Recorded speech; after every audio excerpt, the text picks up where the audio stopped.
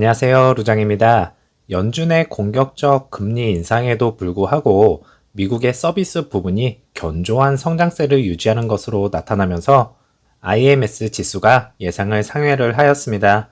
연준의 정책 전환 기대감은 후퇴를 하고 있는 상황으로 판단을 할 수가 있겠네요. 또 여러 가지 복합적인 이유들이 상당히 많았었지만 인베스트먼트 매니지먼트들은 시장이 연준으로부터 매우 일관된 메시지를 받고 있기 때문에 주식의 변동성이 계속될 것이라고 전하기도 하였습니다. 3대 지수 모두 좋은 상승세를 보여주다가 장 후반부에 이렇게 뒷심이 약간 부족한 모습을 보여주었고요. 일단은 나스닥은 3거래일 연속으로 양봉을 보여주고 있네요. 빅스 지수는 또다시 소폭 하락하는 모습이지만은 더 내려와야만 증시가 본격적으로 살아나고 있다 판단이 되기 때문에 변동성은 아직도 많이 존재를 하고 있다고 보시면 될 것 같네요. 루시드는 마이너스 2.66%가 하락을 하였고 애프터 장에서는 플러스 0.53%가 상승을 하면서 15불대를 간신히 유지를 하는 모습이네요. 오더플로에서는 라지 스케일이 4거래일 연속 매수세가 들어온 부분이 있겠고요. 미디움과 스몰캡에서도 어제는 매수가 약간 더 많았다는 것을 확인을 할 수가 있었습니다. 1분봉은 나스닥의 흐름을 그대로 따라가 주었지만은 9%의 상승분의 차익 매물이 장 초반에 동반 출하를 하면서 하락폭이 약간 더 많았던 것을 확인을 할 수가 있었고요. 어제의 이제 최저점은 14.51불인 것을 확인을 할 수가 있었네요. 어제 장도 고생 많으셨습니다.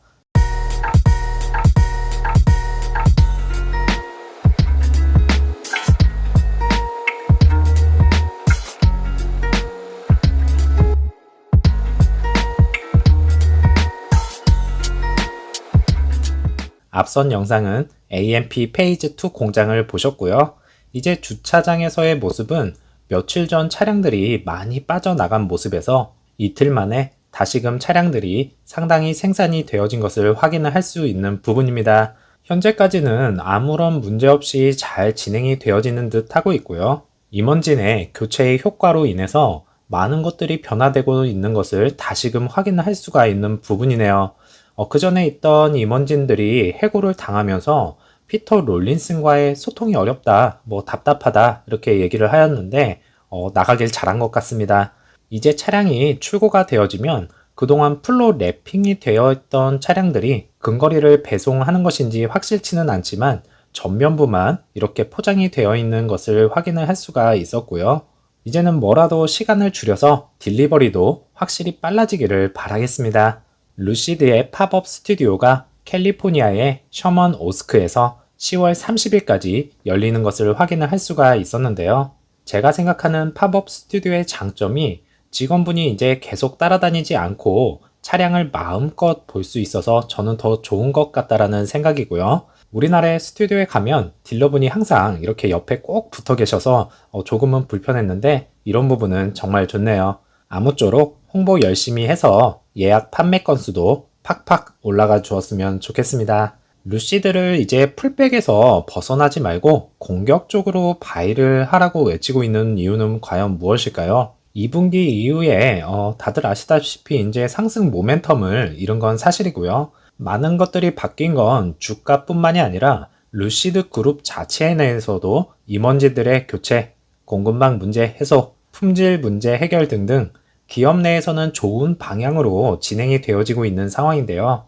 3분기에는 몇 대의 차량이 생산이 되어졌는지 정확하게는 알 수는 없지만 2분기보다는 확실히 늘어난 것을 확인을 할 수 있는 부분으로 긍정적으로 바라보았으면 좋겠고요. 이제 에드먼즈 비교에서는 2022년 루시드 에어 대 테슬라 모델 S라는 주제로 기사 내용이 있었는데요. 테슬라의 모델 S는 프리미엄 전기 세단의 경쟁에서 거의 10년 동안 헤드 스타트를 즐겼지만은 테슬라와 럭셔리 세단 라이벌 간의 격차는 점점 좁혀지기 시작을 하고 있다고 말을 하고 있고요. 루시드의 명성에는 여러 가지가 있지만 탁월한 주행거리가 있겠는데요. 다들 아시다시피 EPA 기준 520마일이 있겠고요.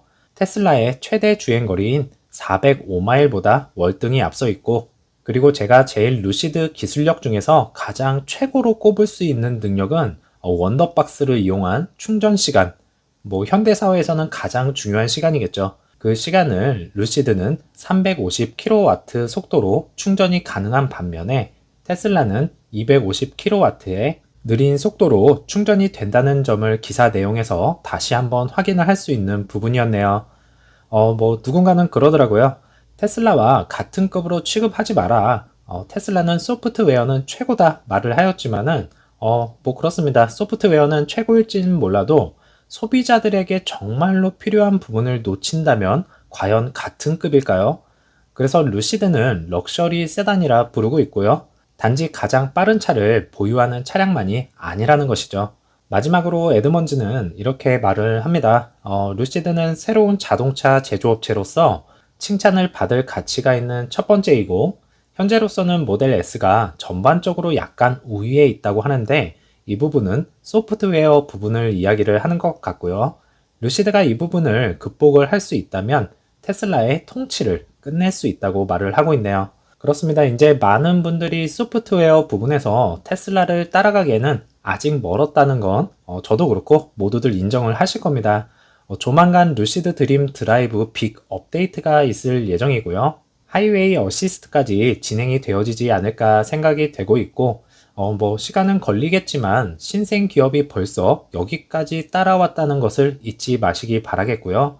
점차 빠른 OTA 업데이트를 통해서 격차를 점점 좁혀갈 것이다 말씀을 드리고 싶네요.